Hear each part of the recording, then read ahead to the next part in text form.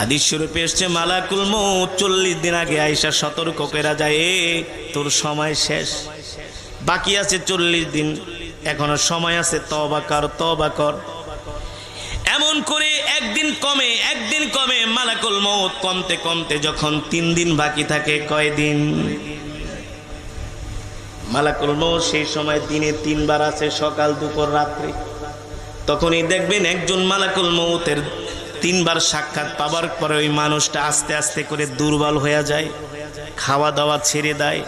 আল্লাহর নবী সাহাবীদের সামনে মৃত্যুর আলোচনা করতেছেন।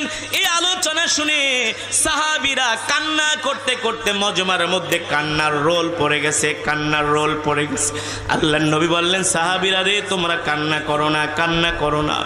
এ মালাকুল মউত আজরাইল যারা জান্নাতি তাদের কাছে আসবে এক চেহারা নিয়া, আর যারা বদকার